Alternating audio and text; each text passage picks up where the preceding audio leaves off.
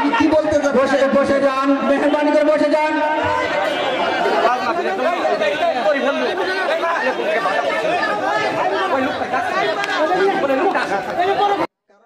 মুসলমান ভাইয়েরা আমার, তেমনি ভাবে আমরা যারা মহান মালিকের জান্নাতের আশা রাখি,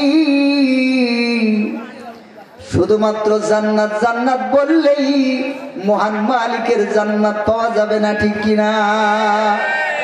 মহান মালিকের জান্নাতে যাওয়ার জন্য যেই সমস্ত কর্ম মহান মালিক নির্ধারণ করে দিয়েছেন, ওই সমস্ত কর্ম করলেই জান্নাতে যাওয়া যায়, আর না করলে তার ঠিকানা জাহান্নাম হয়ে যায়, ঠিক কিনা? মুসলমান ভাইরা আমার, বলতেছিলাম শেষ জামানা, এই শেষ জামানায় ঈমান রক্ষা করা বড় কঠিন হয়ে যাবে গো। ও মুসলমান, বিশেষ করে আপনাদেরকে আমি একটা আসার শোনাই। এটা সরাসরি আল্লাহর নবীর হাদিস না, এটা হচ্ছে আল্লাহর নবীর সাহাবীর বর্ণিত একটা হাদিস। এই জন্য এই হাদিসগুলাকে হাদিসে আসার বলা হয়।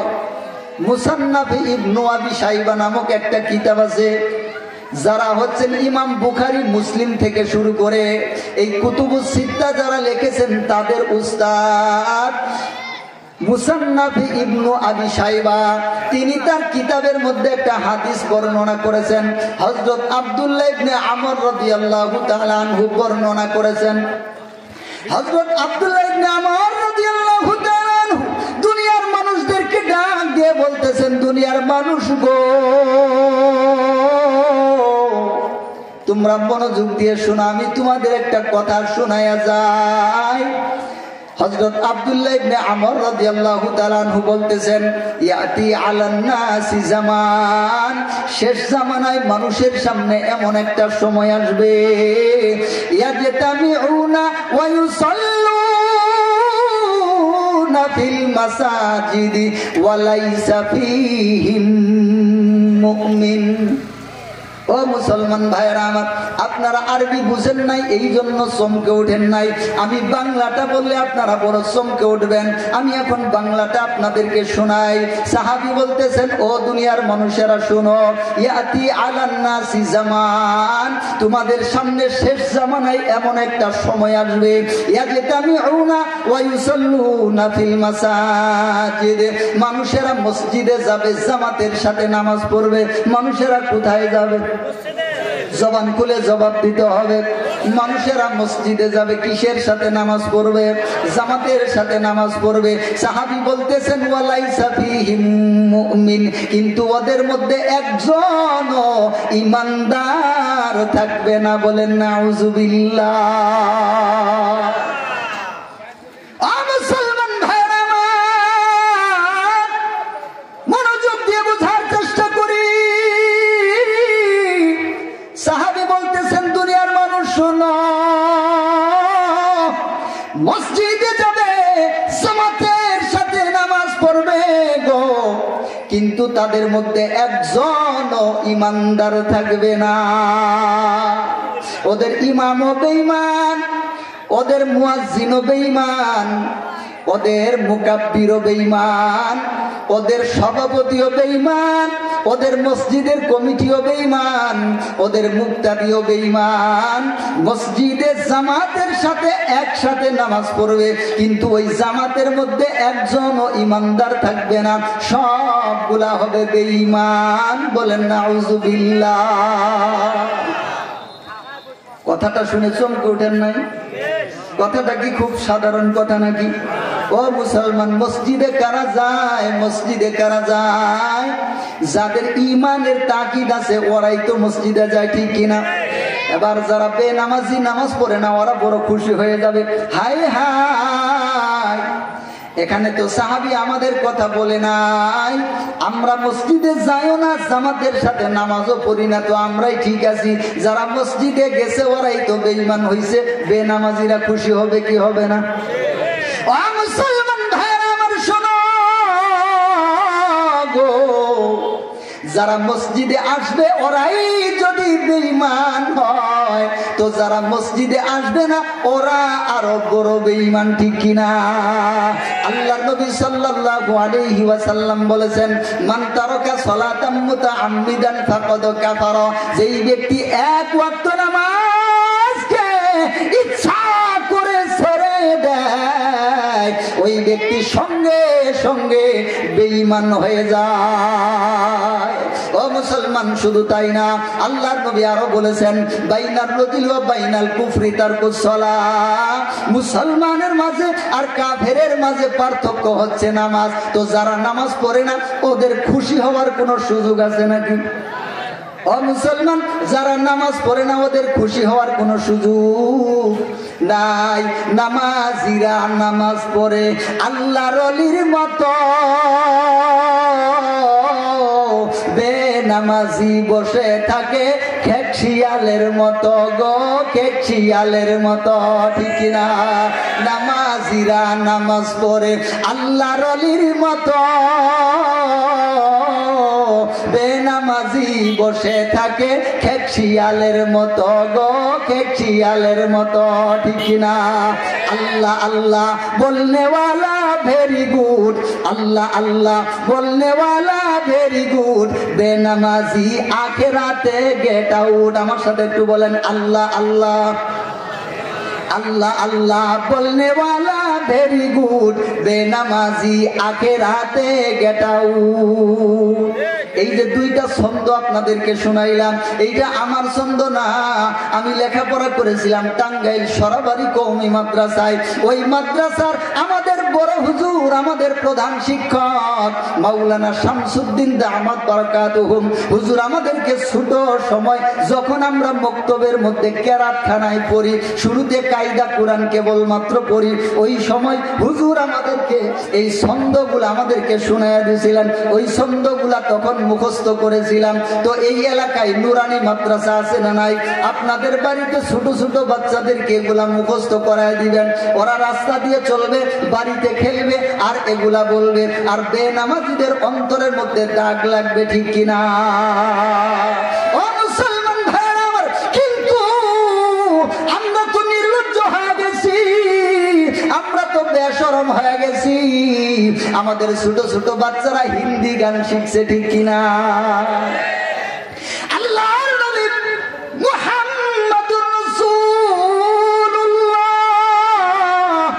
বলেন সাল্লাল্লাহু আলাইহি ওয়াসাল্লাম, আমাদের কলিজার টুকরা নবী আমাদেরকে শিখায়া দিলেন, ও আমার মুসলমান উম্মতেরা শোনো, যখন তোমাদের বাচ্চারা সর্বপ্রথম কথা বলা শিখে গো, তো বাচ্চাদেরকে সর্বপ্রথম আল্লাহর নাম শিক্ষা দাও, আল্লাহর নামের কালিমা শিক্ষা দাও। বলেন সুবহানাল্লাহ।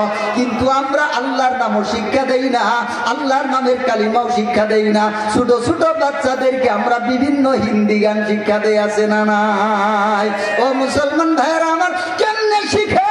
বাড়িতে মোবাইল একটা আছে, মোবাইলের মধ্যে বিভিন্ন নাচ গান মোবাইলের মধ্যে ভরে রেখে দিয়েছে। যখন বাচ্চারা ওই মোবাইলটা হাতে নেয়, ওখানে ওয়াজ নাই, ওখানে আল্লাহর দ্বীনের কথা নাই, ওখানে ইসলামের গজলও নাই, ওখানে আছে দুনিয়ার সমস্ত নাফরমানি আর শয়তানি। এরকম একদল নাফরমান বাপ আছে না নাই? ও মুসলমান ভাইয়েরা আমার, বলতেছিলাম যারা নামাজ পড়ে না ওদের খুশি হওয়ার কোনো সুযোগ নাই। আল্লাহর নবী বলেছেন, যারা নামাজ পড়ে ওরা ঈমানদার, আর যারা নামাজ একদম ছেড়ে দেয় ওরা বেঈমান হয়ে যায়। বলেন নাউজুবিল্লাহ। মুসলমান ভাইরা আমার, যে হাদিসের কথা আপনাদেরকে শুনে দিলাম, হযরত আব্দুল্লাহ ইবনে আমর রাদিয়াল্লাহু তাআলা আনহু বলতেছেন, দুনিয়ার মানুষ, এমন একটা সময় তোমাদের সামনে আসবে গো, মানুষেরা মসজিদে যাবে, জামাতের সাথে নামাজ পড়বে, কিন্তু তাদের মধ্যে একজনও ইমানদার থাকবে না। ও মুসলমান ভাইয়েরা আমার, আমরাও মসজিদে যাই কি যাই না? একটু জোরে বলেন, আর একটু জোরে বলেন। জামাতের সাথে নামাজ পড়ি কি পড়ি না? আল্লাহর নবী কি, আল্লাহর নবীর সাহাবী কি এটা আমাদের সম্পর্কে বলেছেন না কার সম্পর্কে বলেছেন জানার দরকার আছে না নাই? যদি আল্লাহর নবীর সাহাবী এটা আমাদের সম্পর্কে বলে থাকেন তো আমাদের কপাল পুড়ে গেছে কি গেছে না? আর একটু জোরে বলেন। এই নামাজ দিয়ে কোনো দরকার হবে নাকি? এই রোজা দিয়ে কোনো দরকার হবে নাকি? এই নামাজ দিয়ে কোনো কাজ হবে নাকি? সাহাবী বলতেছেন মসজিদে যাবে, জামাতের সাথে নামাজ পড়বে, কিন্তু ইমানদার হবে না, সবগুলা বেঈমান। তো জানার দরকার আছে না নাই এটা কোন মুসলমানের ব্যাপারে বলছে? জানার দরকার আছে না নাই? মুসলমান ভাইরা আমার, কাদের ব্যাপারে কথা বলা হয়েছে? ওরা কারা, কি ওদের পরিচয়? ও মুসলমান, এটা জানার আগে, এইটা বুঝার আগে আমাদেরকে আরো দুই একটা বিষয় বুঝতে হবে। ও মুসলমান ভাই ও বন্ধুগণ, আল্লাহ সুবহানাহু ওয়া তাআলা আমাদেরকে যে ধর্ম দান করেছেন, দ্বীন দান করেছেন, এই ধর্মটার নাম কি? আর একটু জোরে বলেন। ইসলাম ধর্মের নাম বলতে শরম লাগে নাকি? তো আরেকটু জোরে বলেন। আমার মুক্তিযোদ্ধা ভাইরা বলেন। আল্লাহ তাআলা আমাদেরকে পরপারে পার হওয়ার জন্য মহান মালিকের জান্নাতের অধিবাসী হওয়ার জন্য গো যেই ধর্ম আল্লাহ তাআলা দান করেছেন ওই ধর্মের নাম হচ্ছে ইসলাম, ঠিক কিনা? ও মুসলমান ভাইয়েরা আমার, একটু মনোযোগ দিয়ে বুঝি। এই ইসলামের সর্বমোট ইসলামের দুইটা বিষয় রয়েছে। ইসলামের কয়টা বিষয় রয়েছে? ইসলামের দুইটা বিষয় রয়েছে। শরহে আকিদাতুন নাসাফি একটা কিতাব আছে, শরহে আকিদা আন-নাসাফি একটা কিতাব আছে। সাদউদ্দিন তাফতাজানি রাহমাতুল্লাহি আলাইহি কিতাবটাকে শরহ করেছেন, আর ইমাম নাসাফি রাহমাতুল্লাহি আলাইহি মূল কিতাবটা লিখেছেন। ওই কিতাবের ৮ নম্বর পৃষ্ঠা ৯ নম্বর লাইনে একটা কথা আছে। কোন কিতাব? শরহে আকিদা আন-নাসাফি এই নামের একটা কিতাব আছে, আরবি কিতাব। কিতাবটা আজ থেকে অন্তত 1000 বছর আগে লেখা হয়েছে। কত বছর? প্রায় 1000 বছর আগে কিতাবটা লেখা হয়েছে। প্রায় 1000 বছর আগে কিতাবটা লেখা হয়েছে। ওই কিতাবের শরহ যিনি করেছেন, ব্যাখ্যা যিনি করেছেন, উনি হচ্ছেন ইমাম সাদউদ্দিন তাফতাজানি রাহমাতুল্লাহি আলাইহি। উনি এই কিতাবের বিস্তারিত ব্যাখ্যা লিখেছেন। এই কিতাবের ৮ নম্বর পৃষ্ঠা ৯ নম্বর লাইন। কয় নম্বর পৃষ্ঠা? কয় নম্বর লাইন? এই ৮ নম্বর পৃষ্ঠার ৯ নম্বর লাইনের মধ্যে তিনি একটা কথা বর্ণনা করেছেন। তিনি বলতেছেন, ও দুনিয়ার মানুষেরা শোনো, ইলাম, তোমরা জানিয়া রাখো, তোমরা বুঝিয়া রাখো, তোমরা মনে রাখো। ইলাম আন্নাল আহকাম আশ-শারঈয়্যাতা মিনহা মা ইয়াতাআল্লাকু বিকাইফিয়াতিল আমাল ওয়া তুসাম্মা ফারঈয়্যাতান ওয়া আমালিয়াতান ওয়া মিনহা মা ইয়াতাআল্লাকু বিল ইতিকাদ ওয়া তুসাম্মা আসলিয়াতান ওয়া ইতিকাদিয়াতান। বলেন মারহাবা। মুসলমান ভাইরা আমার, আমরা বিভিন্ন মজার ঘটনা শুনতে বড় মজা পাই। লাইলি মজনুর কাহিনী বললে আমরা খুব মনোযোগ দিয়ে শুনি, ঠিক কিনা? আমাদের এগুলা শুনে শুনে অভ্যাস হয়ে গেছে। বিভিন্ন ধরনের গল্প কাহিনী, কিচ্ছা কাহিনী যদি বলে আমরা খুব মনোযোগ দিয়ে শুনি, কারণ কিচ্ছা কাহিনী এগুলার মধ্যে কোনো আমল নাই। কিচ্ছা কাহিনীর মধ্যে কি নাই? লাইলি মজনুর কাহিনীর মধ্যে আমাদের জন্য কোনো আমল আছে নাকি? লাইলি মজনুর কাহিনীর মধ্যে আমাদের কোনো শিক্ষা আছে নাকি? এই জন্য এগুলো আমরা খুব শুনতে মজা পাই, কিন্তু যেই ওয়াজটা ঘাড়ের মধ্যে এসে পড়ে এই ওয়াজ আমরা আর শুনতে চাই না, ঠিক কিনা? ও মুসলমান, কবরের মধ্যে কোনদিন লাইলি মজনু সম্পর্কে জিজ্ঞাসা হবে না। কবরের মধ্যে ঈমান সম্পর্কে জিজ্ঞাসা আছে না নাই? কবরের মধ্যে আমল সম্পর্কে, যে কবরের মধ্যে আমল নিয়ে যাওয়ার দরকার আছে না নাই? কবরের মধ্যে ঈমান নিয়ে যাওয়ার দরকার আছে না নাই? ঈমান আর আমল ছাড়া যদি কোনো ব্যক্তি পরকালের দিকে রওনা হয়, ওর ঠিকানা কোথায় হবে, কোথায় হবে বলেন, কোথায় হবে? ওর ঠিকানা জাহান্নাম হয়ে যাবে, ঠিক কিনা? ও মুসলমান ভাইয়েরা আমার, এই জন্য জীবনে কাহিনী শুনেন আর না শুনেন, আল্লাহর কোরআনের কথা, দ্বীনের মৌলিক কথাগুলা শোনার দরকার আছে না নাই? ও মুসলমান ভাইয়েরা আমার, কত বড় কঠিন কথা, একটু মনোযোগ দিয়ে শুনেন। ওয়াজটা ঘাড়ের উপর পড়তে পারে, বেজার হবেন নাকি? ও মুসলমান, এই যে আমি আপনাদেরকে একটা হাদিস শোনায়া দিলাম, এখানে অনেক মানুষ আছেন, আপনারা অনেকের বয়স 60 বছর, 70 বছর, 80 বছর, 90 বছর আছে না নাই?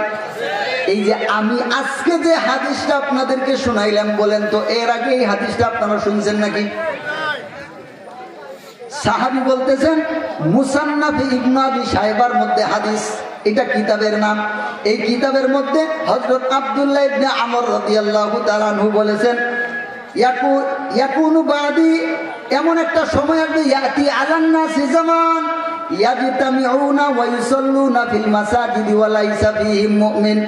একদল মানুষ মসজিদে আসবে, জামাতের সাথে নামাজ পড়বে, কিন্তু সবগুলা বেঈমান, ইমানও বেঈমান, মুয়াজ্জিনও বেঈমান, মুক্তাদিও বেঈমান, মসজিদের কমিটি যারা আছে সব বেঈমান, একটাও ইমানদার থাকবে না। বলেন তো আমার আগে এই হাদিসের বয়ান, এই হাদিসটা আপনারা কখনো শুনেছেন? শুনেন নাই? তাহলে বোঝা গেল এই কথাটা যেহেতু নতুন, এই কথাটা একটু বুঝার দরকার আছে না নাই? ও মুসলমান ভাইয়েরা আমার, এই যে আমি আকিদাতুন নাসাফি থেকে আপনাদেরকে একটা ইবারত শুনাইলাম, ও মুসলমান ভাইয়েরা আমার, আসেন আমরা একটু বুঝার চেষ্টা করি এই ইবারতের মধ্যে কি বলা হয়েছে। ইমাম নাসাফি রাহমাতুল্লাহি আলাইহির কিতাবের মধ্যে লেখা হয়েছে, তিনি বলতেছেন, ও দুনিয়ার মানুষেরা শোনো, ইআলাম, জানিয়া রাখো, ইআলাম আন্নাল আহকাম আশ-শারঈয়্যাতা মিনহা মা ইয়াতাআল্লাকু বিকাইফিয়াতিল আমাল। ইসলামী শরীয়তের বিষয় হচ্ছে দুই প্রকার। কয় প্রকার? আরো জোরে, জোর হইল না? বিড়ি দিলে কিন্তু ঠিকই আর একটু জোরেই বলতে, কথা কয় না? ওই যে নির্বাচনের সময় দেখছি না, রাত্রের 12টার পরে এমন চিৎকার মারে, 2 কিলোমিটার দূরের মানুষ চেতন পায়, ওই যে উমুক মার্কা যাইতেছে, আছে না নাই? মাহফিলের মধ্যে আসলে সব শক্তি শেষ হয়ে যায়। আর ইমানদারের শক্তি মিছিলে না মাহফিলে? একটু জোরে বলেন তো। মাহফিলে একটু বইলেন, ঠিক আছে, তবে বিড়ি দিতে পারবো না, এই জন্য দুঃখিত। যারা বিড়ি খান খুব তাড়াতাড়ি বাদ দিয়ে দেন, নইলে মরার পরে মার খাওয়ার জন্য রেডি থাকেন। এই ওয়াজ ওই দিকে আর যাইতে পারতেছি না। শুধু এক কথাই বললাম, যারা বিড়ি খান তাড়াতাড়ি ছেড়ে দেন, আর যদি না দেন পীড়ন খাওয়ার জন্য তৈরি হয়ে যান। কি খাওয়ার জন্য? পীড়ন খাওয়ার জন্য তৈরি হয়ে যান। ফেরেশতারা একদম বড় বড় গুর্জ নিয়ে বসে আছে, এমন পিটন মারবে, মা গো বাবা গো বলে চিল্লা তাল পাবেন না। সেই দিন বিড়ি যে বানাইছে হেরে ডাকলেও পাবেন না। পাবেন নাকি? পাবেন না। একটু বুঝার চেষ্টা করেন। ইসলামের মৌলিক বিষয় হচ্ছে দুই প্রকার। কয় প্রকার? তিনি বলতেছেন, ইমাম নাসাফি রাহমাতুল্লাহি আলাইহির কিতাবের মধ্যে লেখা হয়েছে, ইসলামের মৌলিক বিষয় হচ্ছে দুই প্রকার। একটা হচ্ছে শাখাগত বিষয়, আর একটা হচ্ছে মৌলিক বিষয়।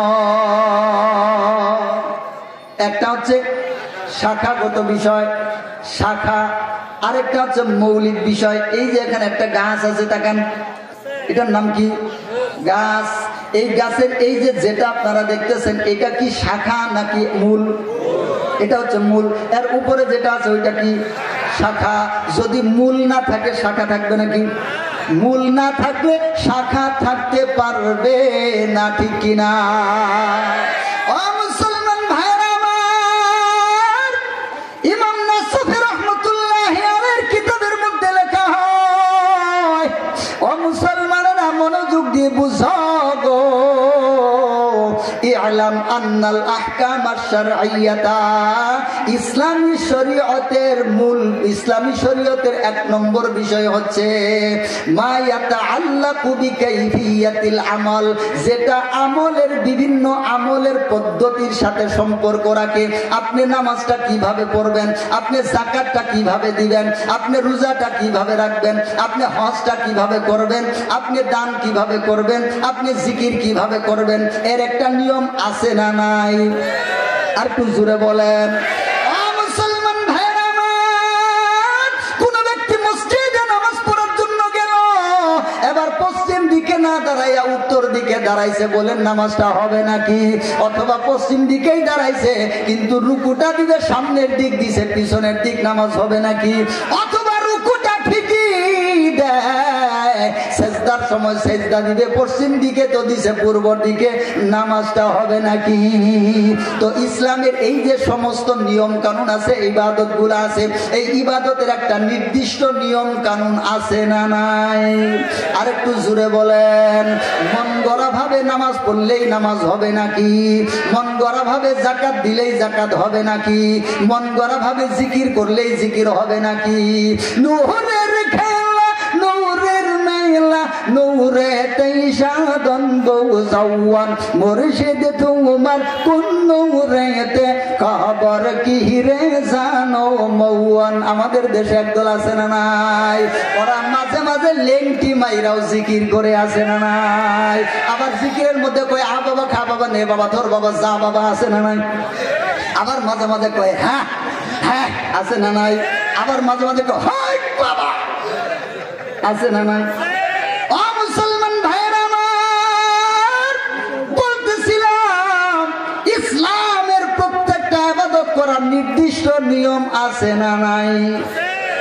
যদি কেউ এই নির্দিষ্ট নিয়ম অনুযায়ী করে তাহলে তার ইবাদত মালিকের দরবারে কবুল হয়।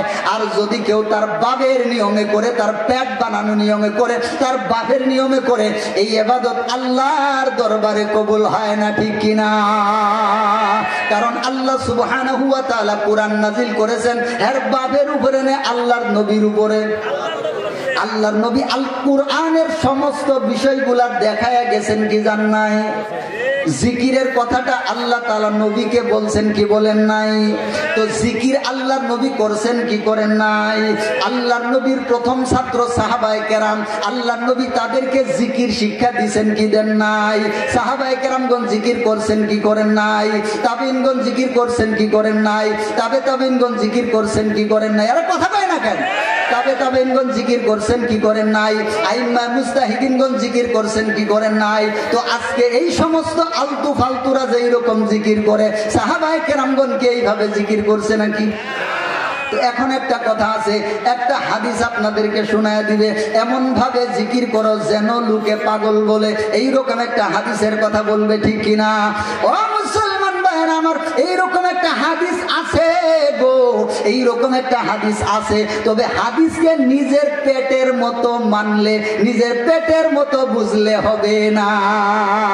যেই রকম ভাবে একজন লোককে জিজ্ঞাসা করছে তোর বাপের নাম কি? কি জিজ্ঞাসা করছে? কথা কি বুঝতেছেন? জিজ্ঞাসা করছে তোর বাপের নাম কি? হ্যাঁ, দুলা ভাইয়ের নাম কই দিছে। কার নাম কইছে? বাড়িতে যখন আসছে ওর বাপের কাহিনী শোনাতেছে, কই আব্বা আপনি কি জানেন আমি কত বড় চালাক? আপনি তো চালাক দেখেনি না, দেখেন আমি কি চালাকিটা করছি। কই কি বাবা, কি চালাকি করছস? কই জিজ্ঞাসা করছিল বাপের নাম, বলে দিয়েছি দুলা ভাইয়ের নাম। হ্যাঁ, কেমন চালাকের চালাক! মুসলমান ভাইরা আমার, আল্লাহ সুবহানাহু ওয়া তাআলা যেই ইবাদতকে যেই সিস্টেমে যেই পদ্ধতিতে করার জন্য বলেছেন, ওই পদ্ধতিতে হইলেই সেটা হবে ইবাদত। আর যদি ভিন্ন রকম হয় ওর নাম হচ্ছে বিদআত। ও মুসলমান ভাইরা আমার, আল্লাহর নবী বলেছেন তোমরা এমন ভাবে জিকির করো যেন লোকে পাগল বলে, হাত্তা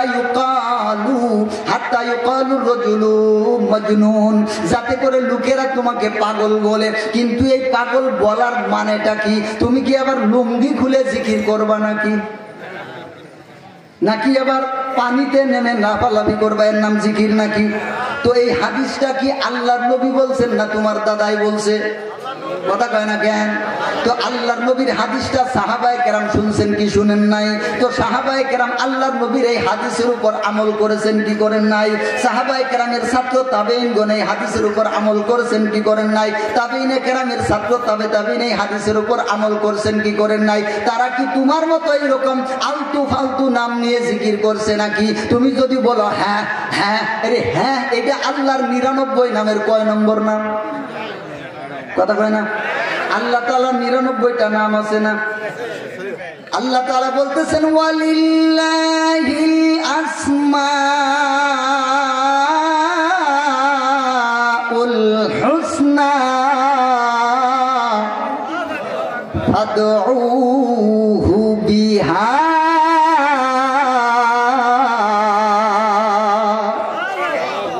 আল্লাহ সুবহানাহু ওয়া তাআলা জানিয়ে দিতেছেন দুনিয়ার মানুষ, আমি আল্লাহর কিছু সুন্দর সুন্দর নাম, আমি আল্লাহর কিছু সুন্দর সুন্দর নাম রয়েছে গো মানুষ।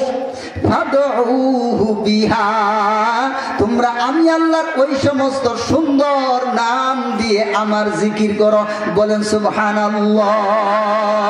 তো আল্লাহ তাআলা কোরআনের মধ্যে বলতেছেন তোমরা আমি আল্লাহর 99 যে নামগুলো আছে ওই নামের জিকির করো, সুন্দর সুন্দর নামের জিকির করো। এবার যারা জিকির করে হ্যাঁ হ্যাঁ, আল্লাহ তাআলার 99 নামের মধ্যে হ্যাঁ কয় নম্বর নাম?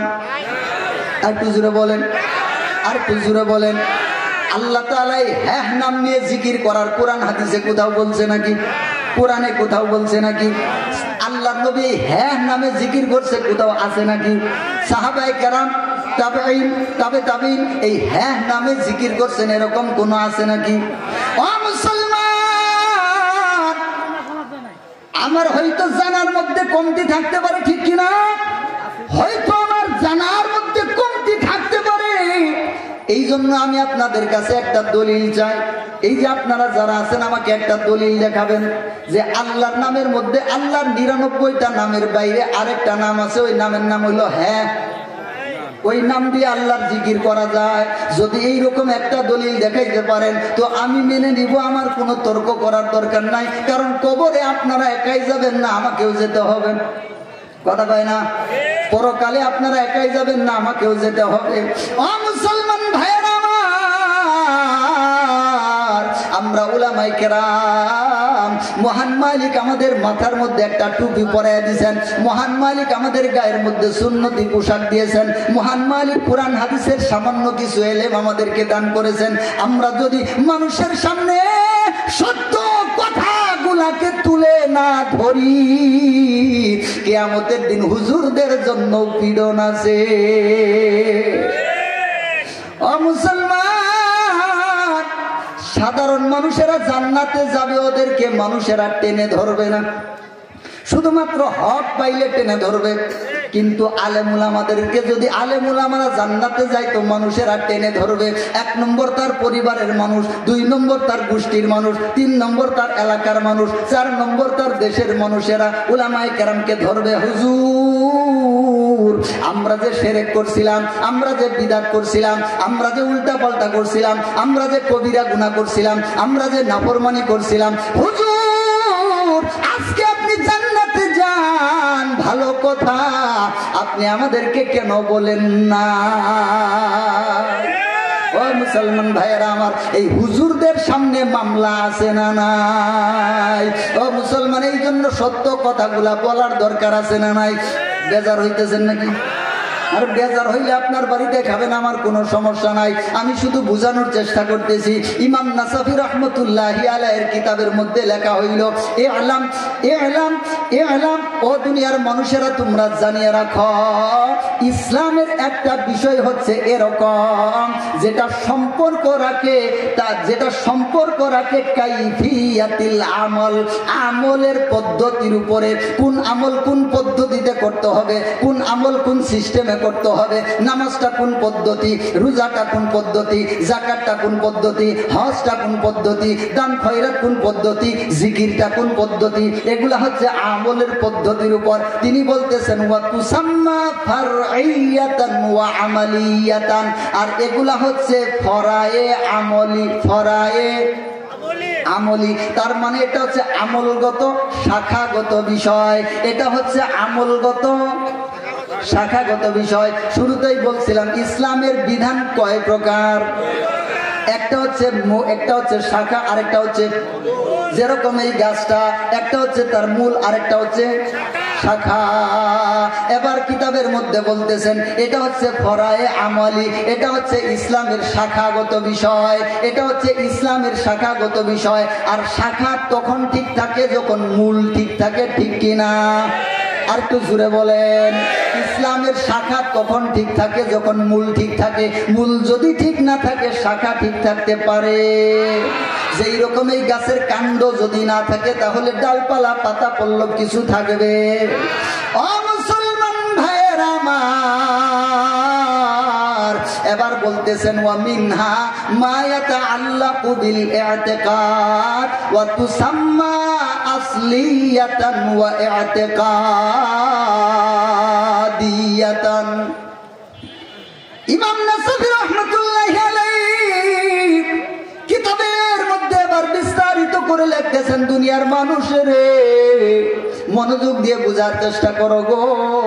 একটা তো শাখাগত বিষয় গেল, আরেকটা হচ্ছে মৌলিক বিষয়, এটা হচ্ছে ওয়া তুসাম্মা আসলিয়াতান ওয়া ইতিকাদিয়াতান।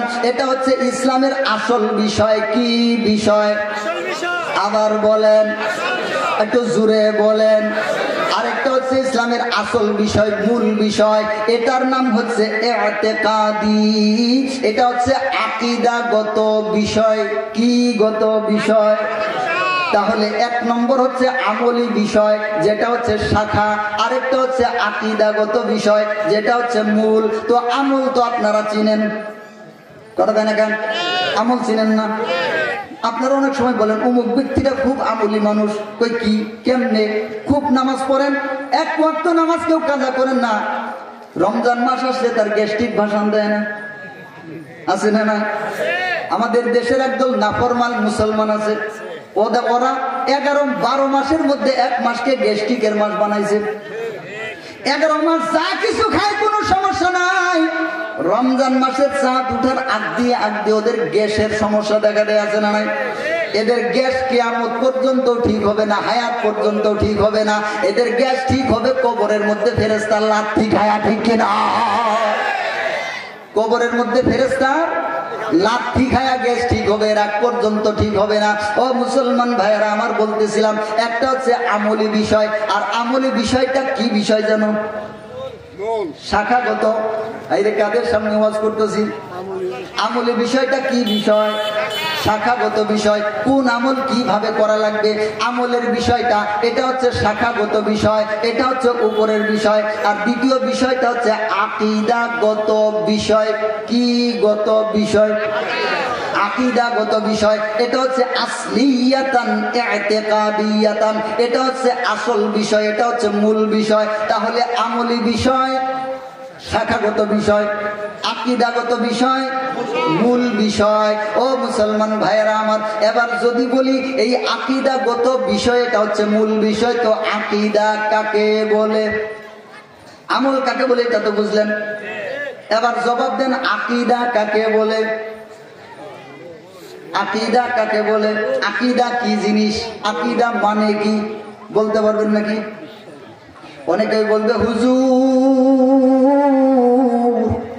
জীবনে তো প্রথম শুনলাম ইসলামের একটা হচ্ছে শাখাগত বিষয়, আরেকটা হচ্ছে আকীদাগত বিষয়। এই আকীদা শব্দটা তো আজকে কিতাবের মধ্যে আছে, এটা প্রথম শুনলাম। জীবনে অনেকবার আকীদা শুনছি, দেখছি আমার মেয়ের ঘরের নাতির নামই তো আকীদা, আছে না নাই?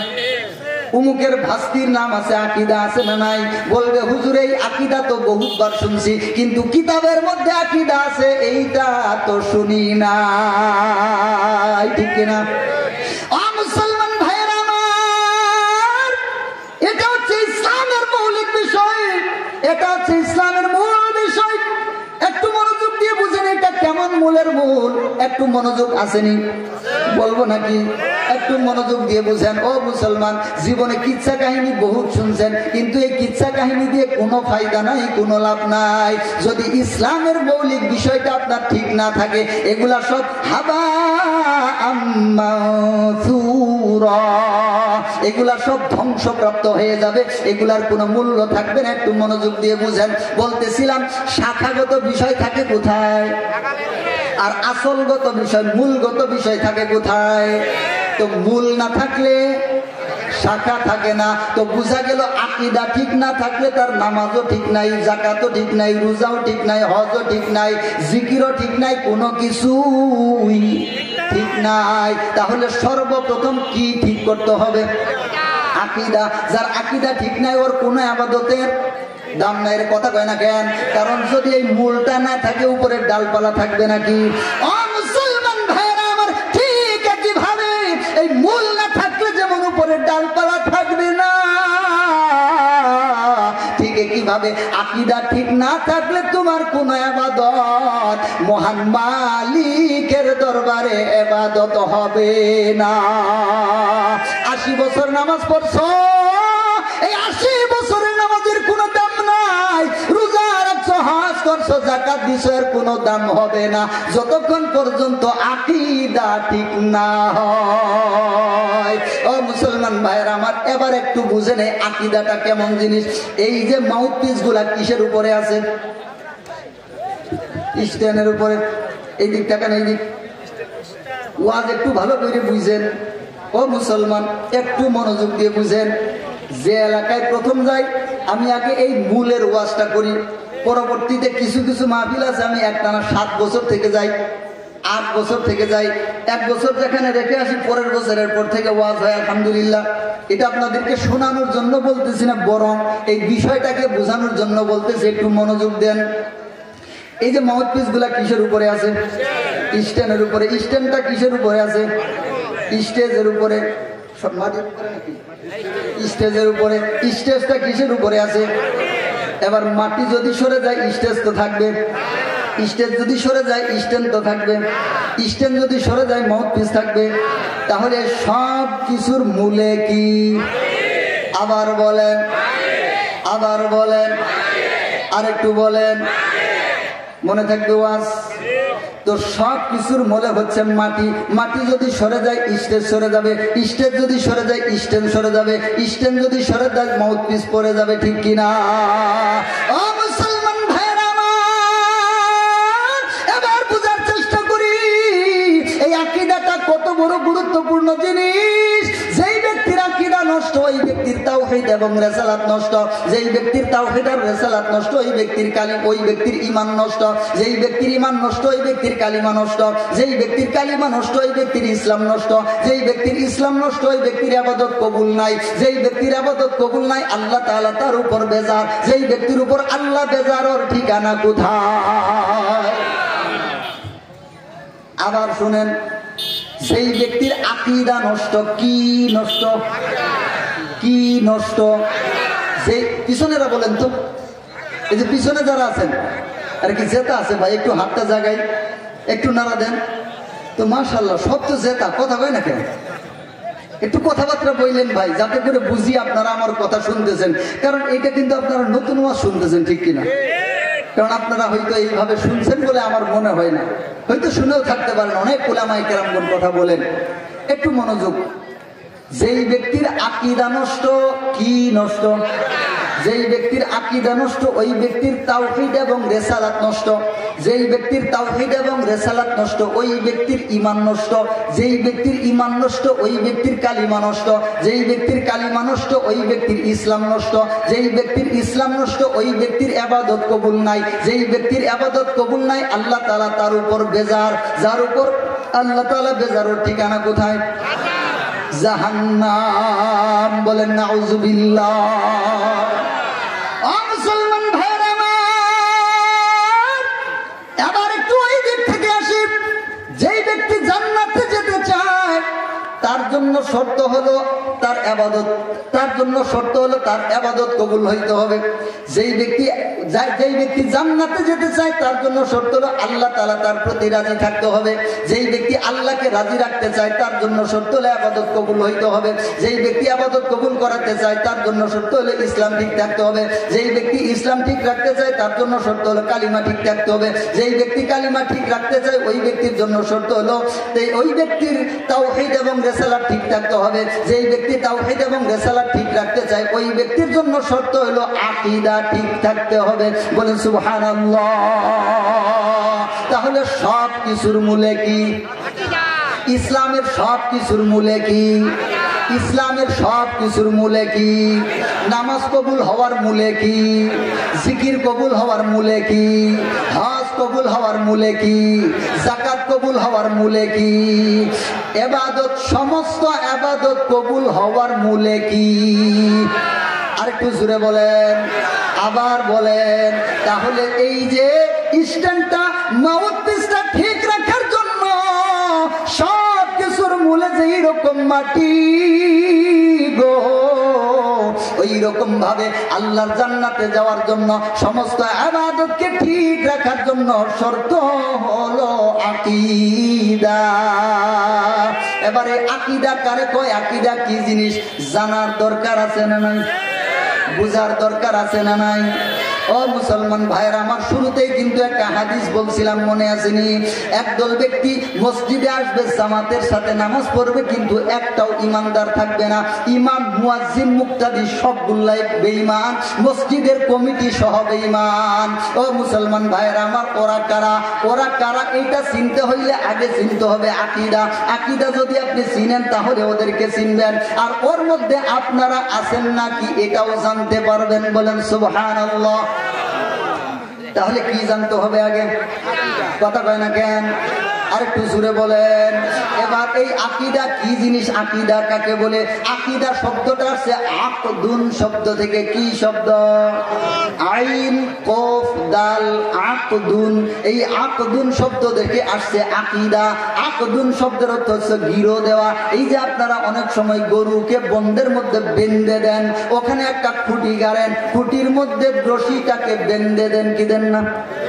গরুকে ঘাস দেন, ঘাস দেওয়ার সময় যে আপনারা একটা ওই খোয়ার বানাইছেন, ওই খোয়ারের মধ্যে যখন রাখেন রশিটাকে সুন্দর করে বেঁধে দেন, ঠিক কিনা?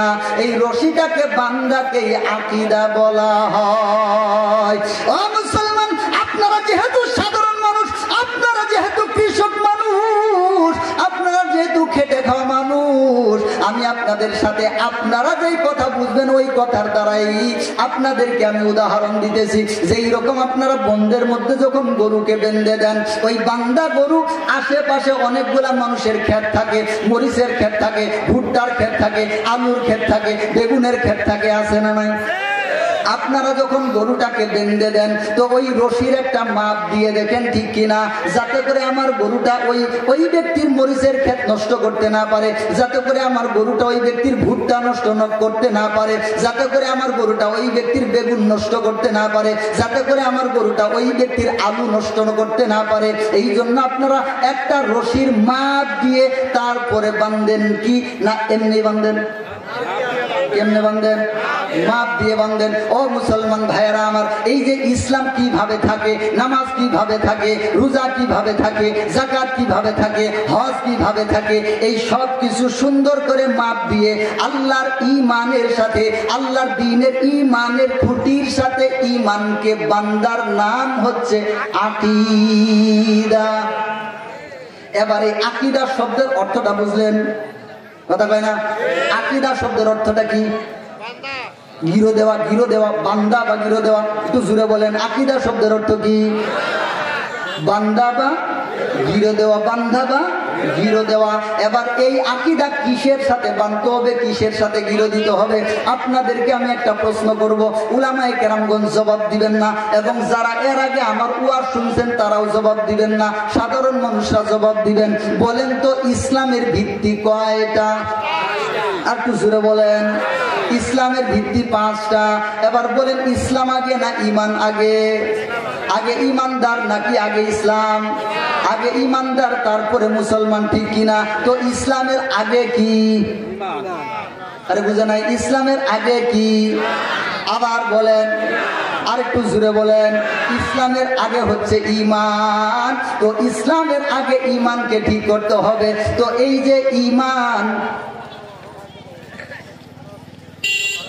আগেই বুঝছিলাম, আপনারা আমারে বসায় রাখলেন, রেখে এখন আমারে কাগজ দিতেছেন। আমি আসছি এখানে এশার নামাজ পড়ছি, আমি হুজুরকে বললাম যে হুজুর সময় নিয়ে কিন্তু ঝামেলা হবে, আমার একটু আগেই নিয়ে যান। তো হুজুর দেরি করছে। এখন আমি যে আলোচনাটা শুরু করছি, এটা কি মনে করেন এটা কি কোনো কাহিনী যে ছেড়ে দিলাম তো সব বিজয়? আচ্ছা না, এখন আমার পরে অনেক দূর থেকে একজন বক্তা এসেছেন, হযরত মাওলানা মুস্তাকিম বিল্লাহ সিরাজি সাহেব, আমাদের প্রধান বক্তা, আজকের প্রধান মেহমান। উনি অনেক গভীর জ্ঞান, গভীর আলোচনা আপনাদেরকে শোনাবেন, অনেক যোগ্য আলেম তিনি এসেছেন। এখন আমাকে তো সময় দেওয়া হয়েছে, ঠিক আছে, আমাকে বসায় রেখে যদি আরেক বক্তা ওয়াজ করে আমার যেমন লাগবে, তো উনারও তেমনই লাগতেছে। তো এখন যদি আমি উনাকে বসায় ওয়াজ করি, জিনিসটা সুন্দর হবে না, কারণ এখানে আমি হচ্ছে দ্বিতীয় বক্তা, হুজুর হচ্ছে প্রধান বক্তা। উনাকে কষ্ট দেওয়া আমার জন্য সমীচীন হবে না। তো আমি সময় যেহেতু দিছে 10 মিনিট, জানি না কোন পর্যন্ত যেতে পারবো, আমি যতদূর পারি একটু আপনাদের সামনে শুনে যায়, একটু মনোযোগ দিয়ে শুনেন। এখন কতদূর যাইতে পারবো বুঝতে পারতেছি না, কারণ এই বিষয়টা একটু লম্বা আলোচনা সাপেক্ষ, অনেকগুলো উদাহরণের দরকারের মধ্যে। সবাই একটু তাকবীর দিয়েন তো, নারায়ে তাকবীর, নারায়ে তাকবীর। ভাই একটু হাতটা জায়গায় বলেন, নারায়ে তাকবীর। আল কোরআনের আলো, আল হাদিসের আলো, উলামায়ে কেরাম যেখানে, কোরআন হাদিস যেখানে, ভণ্ডামি আছে যেখানে, উলামায়ে কেরাম নাই যেখানে, নাচানাচি যেখানে, গাঞ্জা আছে যেখানে, ভণ্ড আছে যেখানে, নারায়ে তাকবীর, নারায়ে তাকবীর।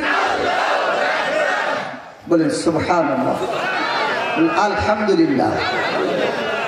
মুসলমান ভাই ও বন্ধুগণ, বলতেছিলাম সব কিছুর মূলে কি? আকীদা। এবার আকীদা শব্দের অর্থ কি? গিরো দেওয়া, গিরো দেওয়া। আকীদা শব্দের অর্থ কি? আপনাদেরকে আমি চিনি গো, চিনি।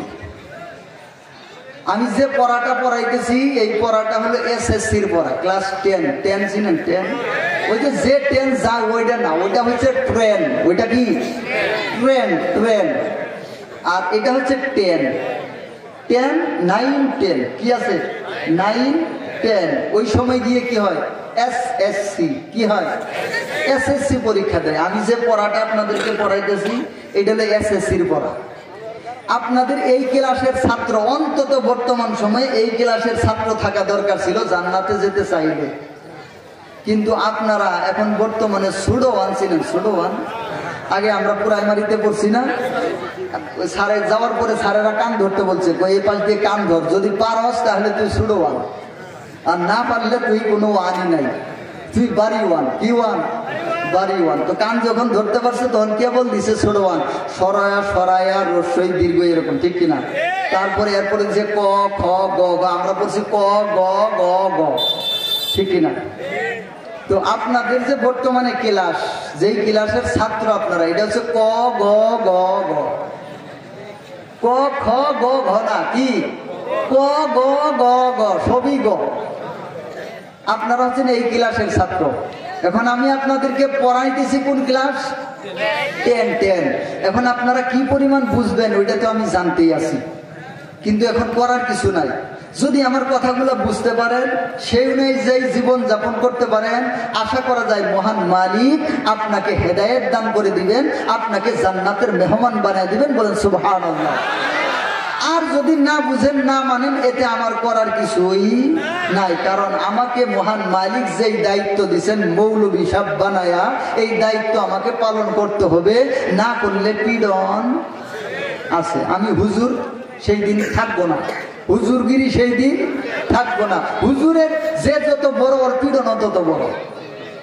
যে যত বড়, পাতি নেতারা ধরা পড়লে 2-4টা কিল ঘুষি মারে, কিন্তু বড়টা যদি ধরা পড়ে, কাউকাদের যদি ধরা পড়ে বর্তমানে, বলেন তো কিভাবে মারটা হবে? এটা কোন সিস্টেমে জনগণ মারবো? এই সিস্টেমটাই জনগণ খুঁজে পাবো না। একজন বলবো এটারে কেটে কেটে লবণ আর মরিচ দে, আরেকজন বলবো ঠ্যাং দুটো উপরে ঝুলা, হের পরে এর পাট কাঠি দিয়ে পিঠা, আরেক দল বলবে আরে এইটা দিয়ে হবে না, হাই লেভেল দিয়ে নিয়ে আয়। ঠিক কিনা? মানে কোন সিস্টেমে মারবো এই সিস্টেমে খুঁজে পাওয়া মুশকিল। ঠিক কিনা? আর যে পাতি পুতি 2-4টা ধরা পড়তেছে, এবার 2-4টা লাঠি গুতা দিয়ে কই যা বেড়া এটা কমই আসিল, আছে না নাই? তো এই জন্য সাধারণ মানুষের পীড়নও একটু অন্যরকম, হুজুরের পীড়ন কিন্তু আরো বড়। কারণ এদেরকে আল্লাহ তাআলা কি দিছেন? দায়িত্ব দিছেন। কি দিছেন? দায়িত্ব দিছেন। আমাদের কলিজার টুকরা নবী বলে গেছেন, ইন্নাল উলামা ওয়ারাসাতুল আম্বিয়া, উলামায়ে কেরামগণ হচ্ছে আমি নবীর ইলমের ওয়ারিস। মুসলমান ভাইরা আমার, আমি যেই কথাটা আপনাদের সামনে উপস্থাপন করতেছিলাম, মনোযোগের সাথে বুঝলে জীবনে কামিয়াব, আর না বুঝতে পারলে আপনার জীবনটাই বৃথা হয়ে যাবে। ও মুসলমান, নামাজ, রোজা, হজ, যাকাত, দান, খয়রাত, সদকা, জিকির, আজকার যত কিছুই করেন, যদি আপনার মূল ঠিক না থাকে, যদি আপনার আকীদা ঠিক না থাকে, একটা ইবাদত আল্লাহর দরবারে কবুল হবে না। বলেন নাউযুবিল্লাহ। ও মুসলমান ভাইরা আমার, ইবনে মাজাহতে একটা হাদিস বর্ণিত হয়েছে, হযরত জুনদুব ইবনে আব্দুল্লাহ রাদিয়াল্লাহু তাআলা আনহু বর্ণনা করেছেন, নাহনু ফিতিয়াতুন হাযাবিরাতুন, আমরা আল্লাহর নবী সাল্লাল্লাহু আলাইহি ওয়াসাল্লামের কাছে যখন উপস্থিত হয়ে গেছি, আমরা একদল মানুষ ছিলাম, যুবক, কিশোর, তরতাজা কিশোর, তরতাজা যুবক। ফাতাআল্লামনাল ঈমানা ক্বাবলা আন নাতাআল্লামাল কুরআন, আমরা কুরআন শিখার আগে ঈমান শিখেছি। বলেন সুবহানাল্লাহ। কি শিখার আগে কি শিখেছে? হযরত জুনদুব ইবনে আব্দুল্লাহ রাদিয়াল্লাহু তাআলা আনহু বলতেছেন, দুনিয়ার মানুষ, আল্লাহর নবীর কাছে আমরা একদল যুবক মানুষ আল্লাহর নবীর কাছে ছিলাম, আমরা কোরআন শিখার আগে ঈমান শিখেছি, এরপর কোরআন শিখে আমাদের ঈমানকে মজবুত করেছি। ও মুসলমান, জন্মগ্রহণ করার পর থেকে আজ পর্যন্ত আপনার আব্বা কোনোদিন আপনাকে ডেকে সুন্দর করে কুলের মধ্যে বসায়া এই কথা বলে নাই, বাবারে তুই মুসলমানের ঘরের মুসলমান, ঈমান এটাকে বলে, আকীদা এটাকে বলে, এইভাবে জীবন যাপন করতে হবে, এইভাবে করতে হবে। বলেন তো আজ পর্যন্ত আপনার বাবা এইভাবে শিক্ষা দিয়েছে নাকি?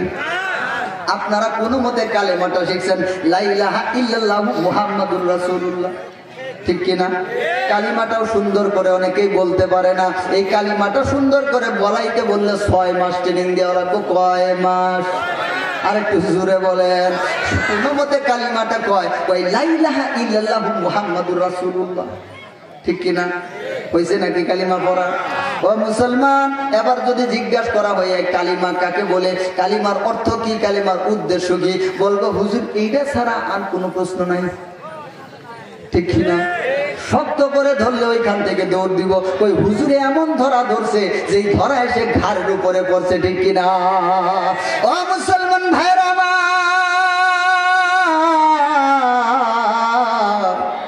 কবরের দেশে কিন্তু যেতেই হবে, উপায় থাকবে না। হাসরের ময়দানে যেতেই হবে, উপায় থাকবে না। যতই করো বাড়াবাড়ি, মউত তোমায় ছাড়বে না। খুদার পুলিশ পিছে লাগা, কখন যে নেই ধরিয়া। বলেন যতই করো বাড়াবাড়ি, মউত তোমায় ছাড়বে না। খুদার পুলিশ পিছে লাগা, কখন যে নেই ধরিয়া। ও মুসলমান ভাইরা আমার, এই আকীদা এটা হচ্ছে সমস্ত কিছুর মূল। যার আকীদা ঠিক নাই, ওর কোনো ইবাদতের দাম নাই, জীবনে একটা ইবাদত কবুল হবে না। যদি কারো আকীদার মধ্যে শিরক থাকে, আকীদার মধ্যে বেদাত থাকে, তো ওই ব্যক্তির জীবনের কোনো ইবাদত আল্লাহর দরবারে কবুল হবে না। তো এইটা কত বড় একটা গুরুত্বপূর্ণ বিষয়। ও মুসলমান ভাইয়েরা আমার, আকীদা শব্দের অর্থ হচ্ছে গিরো দেওয়া। এবার কয় জিনিসের সাথে গিরো দিব? গিরো দিতে হবে 6 জিনিসের সাথে। জোরে বলেন, আরো জোরে, আর একটু জোরে। 6 জিনিসের সাথে আকীদাকে গিরো দিতে হবে। 6 জিনিসের সাথে যদি সুন্দর করে মাপ দিয়ে আপনার আকীদাকে গিরো দিতে পারেন, তাহলে আপনার ঈমানটা সঠিক হয়ে যাবে। যদি ঈমানটা সঠিক হয়ে যায় তাহলে আপনার কালিমাটা সঠিক হয়ে যাবে। যদি কালিমাটা সঠিক হয়ে যায় ইসলামটা সঠিক হয়ে যাবে। ইসলামটা যদি সঠিক হয়ে যায় আপনার ইবাদতগুলো কবুল হবে। আপনার ইবাদত যদি কবুল হয় মহান মালিক আপনার উপর খুশি হবে। মহান মালিক যদি আপনার উপর খুশি হন তো আপনার ঠিকানা জান্নাত হয়ে যাবে। বলেন মারহাবা। ও মুসলমান ভাইয়ের আমার, এই জন্য 6টা জিনিসের সাথে আকীদাকে গিরো দিতে হবে। কয় জিনিস? এবারে 6 জিনিস কি, কাকে বলে, কেমনে কি, এইটা যদি বিস্তারিত বলতে যাই তাহলে একটু সময়ের দরকার আছে। আর যদি না বলি তাহলে মাঝখানে একটু গিয়ে ঘুরে আসলেও কিছুই বুঝবেন না এবার কোন দিকে যায়। এবার আপনারা বলতেছেন বলে হুজুর কিন্তু আসছে,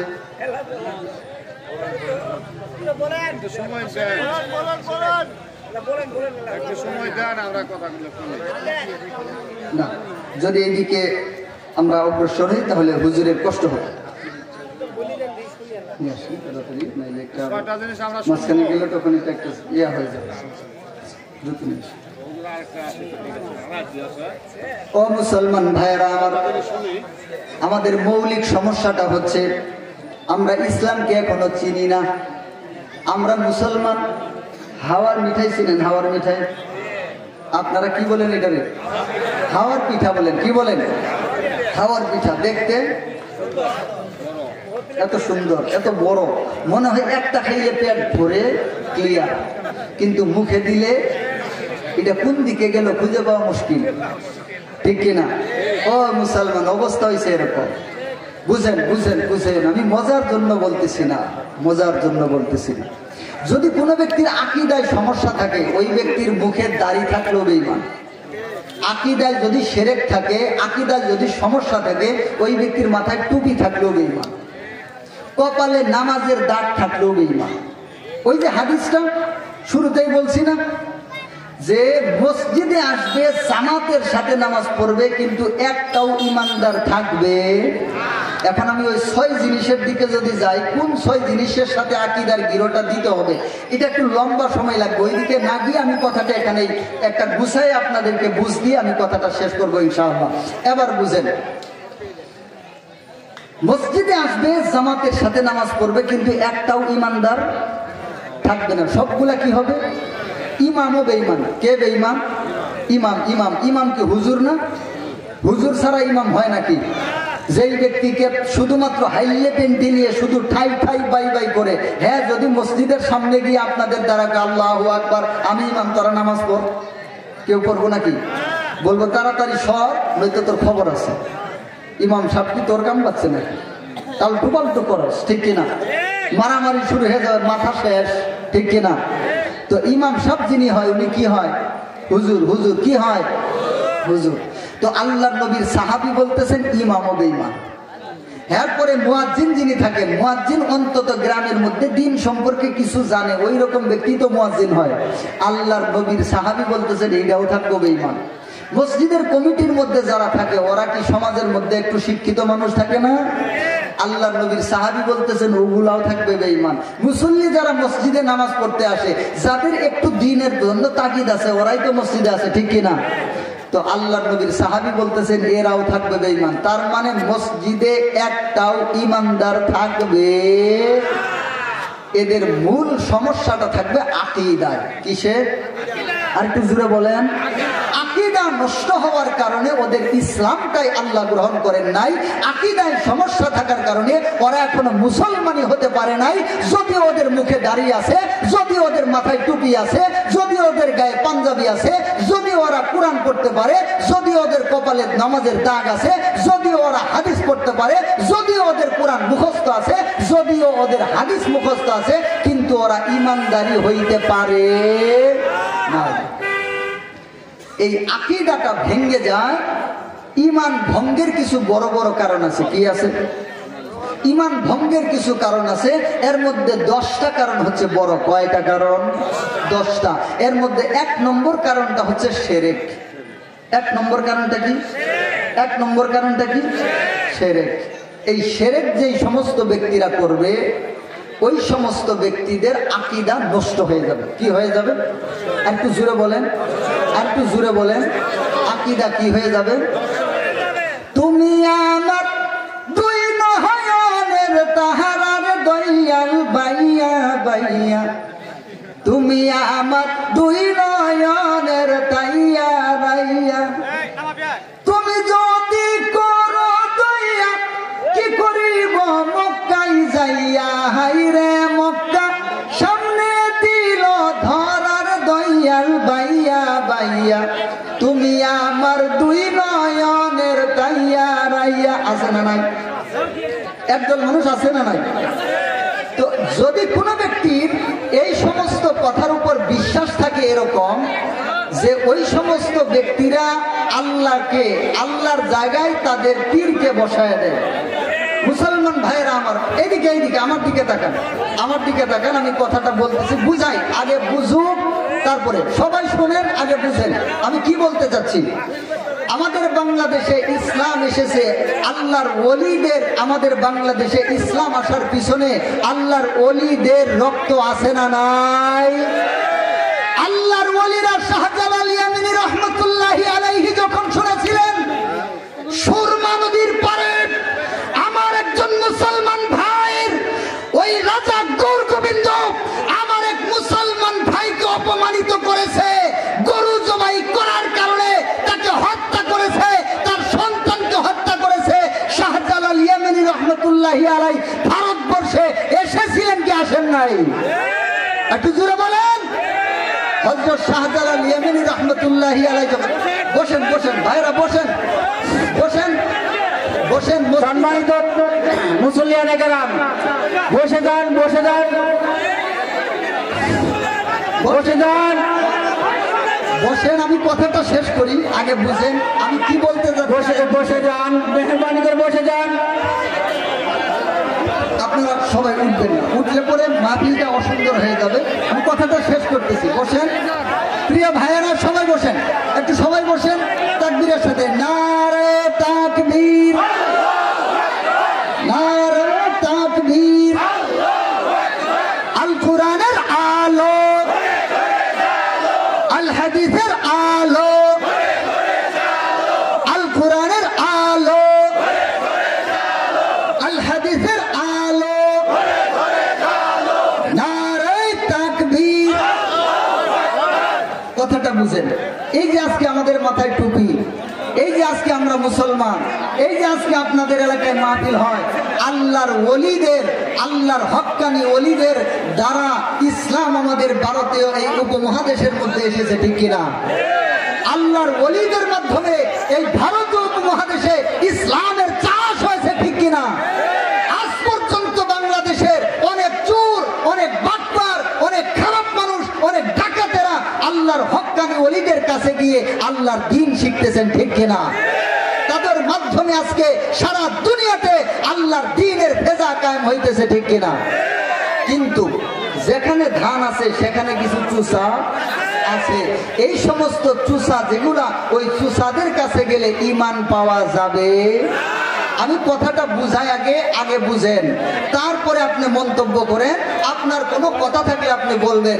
এখানে আমি এসেছি আপনাদের সামনে কথা বলার জন্য। যদি আমার কোনো কথায় ভুল থাকে তাহলে আপনারা আমাকে প্রশ্ন করবেন, সমস্যা নাই। আমাদের এই যে আমার পরে যিনি আছেন মুস্তাকিম বিল্লাহ সিরাজি সাহেব হুজুর আছেন, প্রয়োজনে ওনার কাছে আপনারা লিখিতভাবে প্রশ্ন করবেন যে আগের বক্তা যে ওয়াজ করলো এর এই জায়গাটা ভুল আছে, কোরআনে এই আছে, হাদিসে এই আছে, অমুক জায়গায় ভুল আছে, বলা যাবে কি যাবে না? উলামায়ে কেরাম কি ঘাইরামি করে কখনো? উলামায়ে কেরামগণ আপনাদেরকে বুঝান, ঠিক কিনা? যদি আমাদের ভুল হয় আমরা মেনে নিতে সমস্যা, কিন্তু যদি না হয় আপনি বুঝেন আগে, তারপরে মন্তব্য করেন। বুঝাইতে পারলাম কথাটা? তো বলতেছিলাম, এই যে আমি একটা হাদিসের কথা বললাম, এই যে আমি একটা হাদিসের কথা আপনাদেরকে বললাম, মুসান্নাফ ইবনে আবি শাইবা, কিতাবের নাম বলছি কি বলি নাই? আমার দিকে মনোযোগ দেন। যারা এই মাহফিলের দায়িত্বশীল আছেন ওনারা দেখতেছেন, সমস্যা নেই। যারা মাহফিলের দায়িত্বশীল আছেন ওনারা দেখতেছেন, আপনারা আমার দিকে মনোযোগ দেন। আমি হাদিসটা বলছি, মুসান্নাফ ইবনে আবি শাইবা, কিতাবের নাম বলছি কি বলছি না? যদি কারো সন্দেহ লাগে কিতাবটা খুলে দেখুন। আর যদি কারো সন্দেহ হয় কিতাবটা খুলে দেখুক, আমার এই হাদিসটা, আমার এই বলা হাদিসটা ওই কিতাবে আছে না নাই। যদি না থাকে আমাকে ধরবে, তাহলে আমি অবশ্যই আপনারা যা বলবেন আমি মেনে নিব। সমস্যা আছে? সমস্যা আছে? কোনো সমস্যা নাই। আমি সাহাবীর নামও বলছি, হযরত আব্দুল্লাহ ইবনে আমর রাদিয়াল্লাহু তাআলা আনহু, তিনি বর্ণনা করেছেন। তো আমি যেই কথাটা বলেছি দলিল দিয়ে বলছি কি বলি নাই? এরপরে আকিদাতুন নাসাফি, শরহে আকিদাতুন নাসাফি, এই কিতাবের 8 নম্বর পৃষ্ঠা 9 নম্বর লাইন। কিতাবের নাম বলছি, পৃষ্ঠার নাম বলছি, লাইনেরও নাম। আপনি দয়া করে কিতাবটা খুলেন। আপনি যদি না বুঝেন, আপনার হুজুর আছে, হুজুরকে আপনি বলেন, হুজুর এই যে আকিদাতুন নাসাফি নামক একটা কিতাব আছে নাকি, ওই কিতাবের 8 নম্বর পৃষ্ঠার 9 নম্বর লাইনে নাকি এই কথা আছে। যদি না থাকে আমাকে ধরেন, সমস্যা আছে? আর যদি থাকে তাহলে কথাটা শোনার দরকার আছে না নাই? যদি হাঙ্গামা তৈরি করা হয় তাহলে কোনোদিন সমাধান হবে? তাহলে কোনদিন বুঝে ধরবে? আমাদের বাংলাদেশে 2-4টা ভণ্ড যারা আছে, এদের সংখ্যা বেশি না ইমানদারের সংখ্যা বেশি? আমরা ইমানদারেরা যদি ভণ্ডদের ধরি, ওদের অস্তিত্ব থাকবে? থাকবে না। আমরা চাই না দ্বন্দ্ব, আমরা চাই না দ্বন্দ্ব। তুমি আমার ভাই, কথাটাকে বুঝার চেষ্টা করো। তুমি আমার ভাই, কথাটাকে শোনার চেষ্টা করো। তুমি আমার ভাই, কথাটাকে জানার চেষ্টা করো। আমরা যাতে করে আল্লাহর দ্বীনের পক্ষে, আল্লাহর দ্বীনের জন্য কথা শুনতে পারি।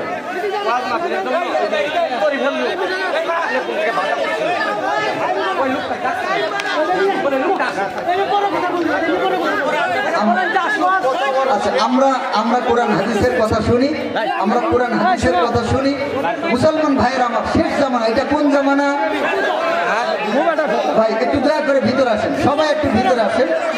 সবাই সবাই সবাই আমার প্রিয় ভাইয়েরা, আপনারা যারা আল্লাহকে ভালোবাসেন, আপনারা যারা হককে ভালোবাসেন, আপনারা যারা আমার কলিজার টুকরা নবীকে ভালোবাসেন, দয়া করে আপনারা সবাই বসেন, দয়া করে আপনারা সবাই বসেন। প্রিয় ভাইয়েরা, অনুরোধ করে বলছি, ভিতরে আসেন, ভিতরে আসেন। লা ইলাহা ইল্লাল্লাহ, লা ইলাহা ইল্লাল্লাহ, লা ইলাহা ইল্লাল্লাহ। যতই করো বাড়াবাড়ি, মউত তোমায় ছাড়বে না। বলেন, যতই করো বাড়াবাড়ি, মউত তোমায় ছাড়বে না। খুদার পুলিশ পিছে লাগা, খুদার পুলিশ পিছে লাগা, কখন যে নেই ধরিয়া। লা ইলাহা ইল্লাল্লাহ, লা ইলাহা ইল্লাল্লাহ। আসমানের মালিক যেই আল্লাহ, জমিনের মালিক সেই আল্লাহ। বলেন, আসমানের মালিক, জমিনের মালিক, হায়াতের মালিক যেই আল্লাহ, মৌতের মালিক সেই আল্লাহ। লা ইলাহা ইল্লাল্লাহ, লা ইলাহা ইল্লাল্লাহ। জুরে লা ইলাহা, লা ইলাহা ইল্লাল্লাহ। একটু আসেন, এদিকে আসেন প্রিয় ভাইরা, গেট ছেড়ে এদিকে আসেন, গেট ছেড়ে এদিকে আসেন। লা ইলাহা ইল্লাল্লাহ, লা ইলাহা ইল্লাল্লাহু মুহাম্মাদুর রাসূলুল্লাহ। জবান খুলে বলেন সাল্লাল্লাহু আলাইহি ওয়াসাল্লাম। কমিটি যারা আছেন, মাহফিলের দায়িত্বশীল যারা আছেন, আপনারা সবাইকে থামান। বিশেষ করে মাহফিলের লোক যারা আছেন, যেহেতু আজকে আয়োজনটা আপনাদের, আপনারা শান্ত হন। আপনারা যদি গরম হন তাহলে পরিবেশটা নষ্ট হবে। হুজুর আসছেন, হুজুর আলোচনা করবেন। আপনারা নিজেরা আজকে গরম হবেন না, অবশ্যই না। যেহেতু আপনারা দাওয়াত দিচ্ছেন, আপনারা আজকে মেজবান। মেহমান যদি রাগ করে, মেজবানের রাগ করা যাবে না। আপনারা তো মেজবান, ঠিক কিনা? মেহমান রাগ করতে পারে, মেহমান রাগ করবে, এক সময় সে বুঝবে, আবার ঠিক হয়ে যাবে। আল্লাহর নবীকে খোলা তলোয়ার নিয়ে কাল্লাটা কাটার জন্য বের হয়েছিলেন কে? হযরত উমর রাদিয়াল্লাহু তাআলা আনহু। আল্লাহর নবীর কাল্লা কাটা জন্ম। আচ্ছা, উমর রাদিয়াল্লাহু তাআলা আনহুর ঘটনাটা পরে বলি, আমার ঘটনাটা আগে বলি। আমার জন্মই হয়েছে ওই ঘরে, আমি হয়তো মায়ের পেট থেকে বের হয়ে, আপনারা ঝর্ণা চিনেন না? ঝর্ণার উপরে ঢুল, তবলা, জারি, সুরেঙ্গি, একতারা, নানান বাদ্য বাজনাগুলা দেখছি। যখন একটু বড় হয়েছি, হয়তো যখন ঘর থেকে বের হয়েছিলাম, গাড্ডেক বলেন না আপনারা? গাড্ডেকের মধ্যে একটা জিগনির গাছ, ওই জিগনির গাছের উপরে একটা বড় বাঁশ, ওই বাঁশের উপরে একটা আগালি, ওই আগালির উপরে 12 থেকে 15 হাত লম্বা একটা লাল নিশান ছিল। ওই লাল নিশানের উপরে একটা লাল বাতি ছিল। কয়েক এলাকা দূর থেকে দেখা যাইতো এটা অমুক খাজার বাড়ি। আমার জন্ম এই ঘরে। যখন একটু বড় হয়েছি, হাফ প্যান্ট পরি, তখন থেকেই গান গাইতাম। আল্লাহ তাআলা মাফ করেন, বুঝার জন্য বলতেছি। এই যে ঢুল আছে না, ঢুল, এই সবগুলার ধরনের বাজনা আমি নিজে বাজাইতে পারি। এশা থেকে ফজর পর্যন্ত নিজে ঢুল বাজাইতাম আর গান গাইতাম। আল্লাহ তাআলা আমাকে হেদায়েত দান করেছেন। সারা রাতে যদি এগুলা শুরু করি, সারা রাতেও শেষ হবে না। কামতত্ত্ব, প্রেম তত্ত্ব, হাকিকত তত্ত্ব, আল্লাহ তত্ত্ব, নবী তত্ত্ব, কোরআন তত্ত্ব, বীর্য তত্ত্ব, মানব তত্ত্ব, এরকম বহু তত্ত্ব আছে। বাপের চার, মায়ের চার, খুদার দিয়ে 10, 18 মুকামের মাঝে কোন নামটি হক কেমন, কোন নূরে ভুলে যেমন, কোন নূরে ফজরে ফেলেন বৌখা কেমন, মৌখা কেমন, রসুলিন ক্রান্তিপতি রসুলিন, তোমায় করি সাধন, তোমায় করি ভক্তি, তুমি দিও চার যুগে কিয়ামতে মুক্তি। 5-40 ঘরে 36 তালা সাধন কর, 36 তালা সাধন করব, মিনসিনে বসতি কর। আদমের কালে রে খুদা মিনসিনে বসতি কর। আরে বেটা, উস্তাদ আমি উস্তাদ। এগুলা নিয়ে মাস্টার্স ডিগ্রি করছি। তুমি কই পাতা পড়ছো? সামনে বসলে না একটু বোঝা যাইতো। আজকে থেকে না, গত 20 বছর থেকে কথা বলি। কত? 20 বছর থেকে এলাকায় কথা বলি। এই মাইকে কথা বলি প্রায় 8 থেকে 9 বছর হয়ে গেল। আজ পর্যন্ত কোনো বাপের বেড়ারে সামনে পাইলাম না, ওই খালি ফুং ফা ফুং ফা।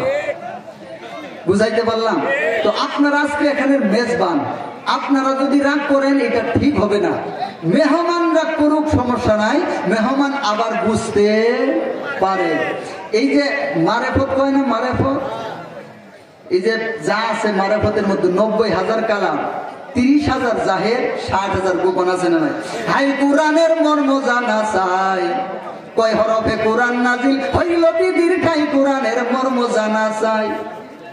অমরে সব হরফে সারা সারা, আলিফ লামে কেন লাগলো জোড়া, আলিফ খালি বার নিচে নুকতা কেন পাই, কোরআনের মর্ম জানা চাই।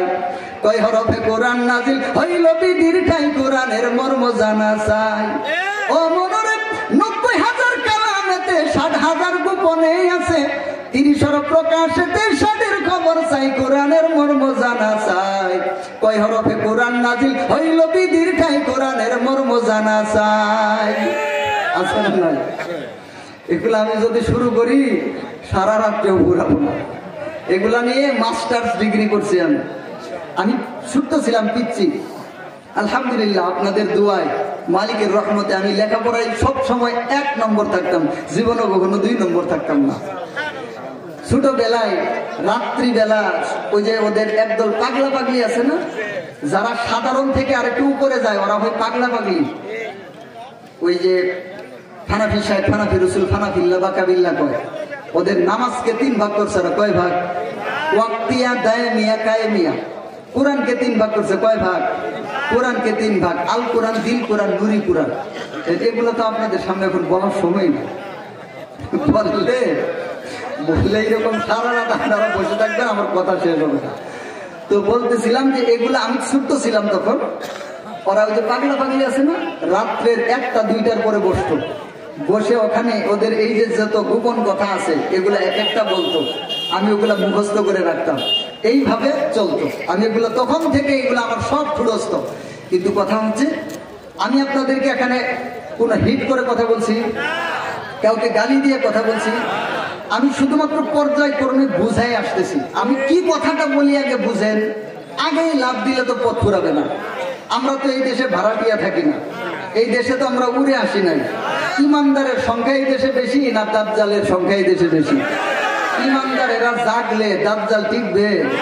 টিকবে না। আমরা এইটা দেখাই না, আমরা বলি আপনারা এখানের মেজবান, আপনারা রাগ করা যাবে না। কেউ যদি রাগ করে তাকে বুঝাইতে হবে।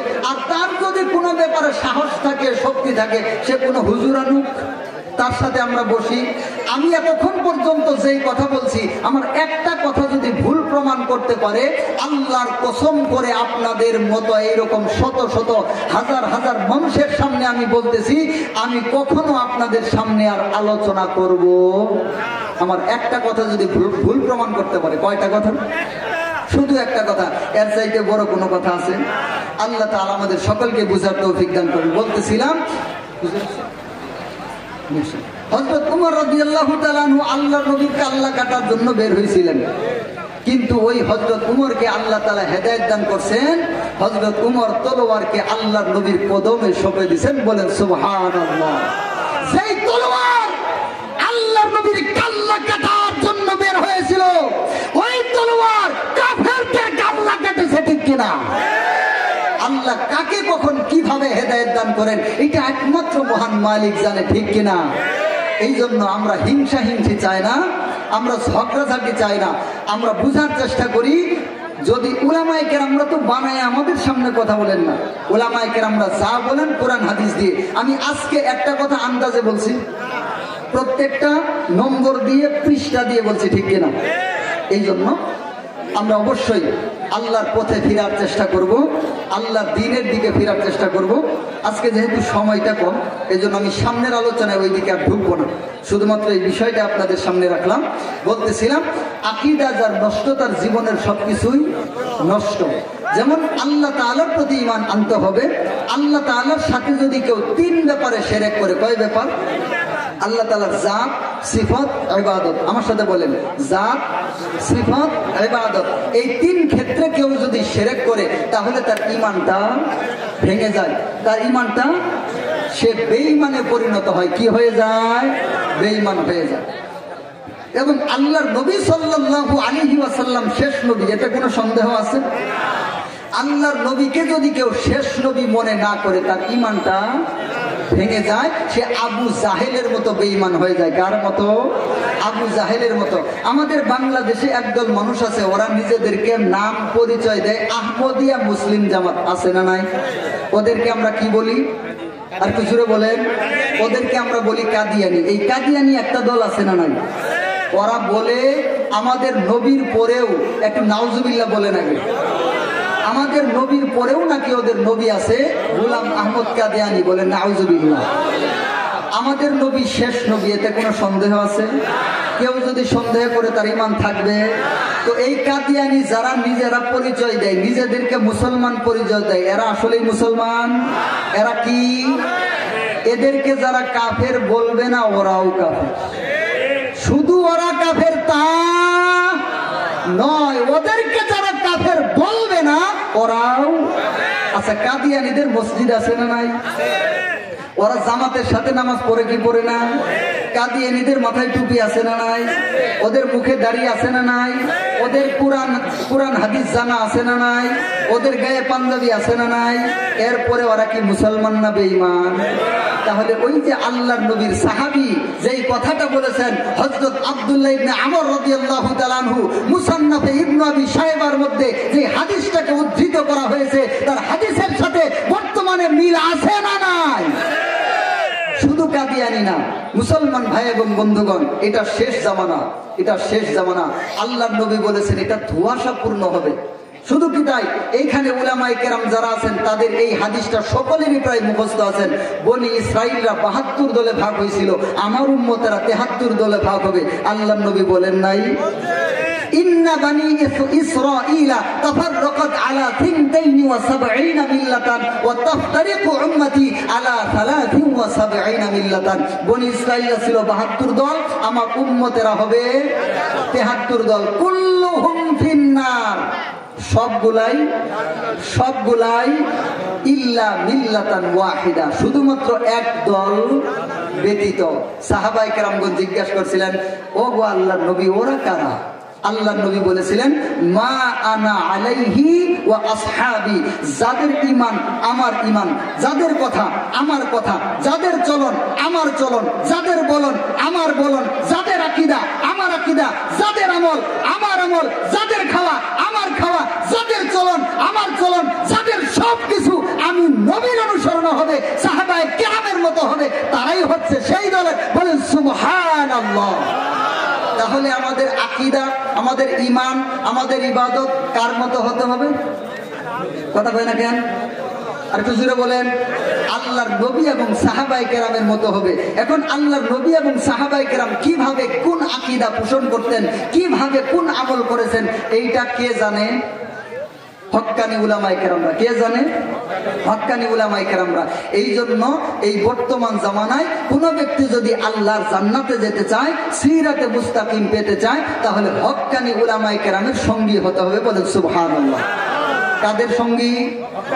ভণ্ডদের সঙ্গী, কাদিয়ানির সঙ্গী, মুশরিকদের সঙ্গী। কার সঙ্গী?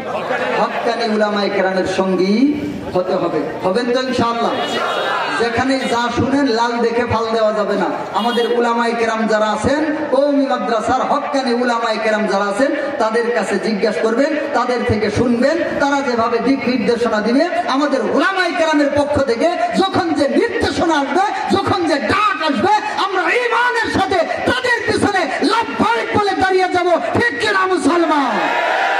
আল্লাহ তাআলা আমাদের সকলকে হক্কানি উলামায়ে কেরামের সাথে কবুল করেন, জান্নাতে উলামায়ে কেরামের সাথে একসাথে থাকার তৌফিক দান করেন। বলেন আমিন। আসসালামু আলাইকুম ওয়া রাহমাতুল্লাহি ওয়া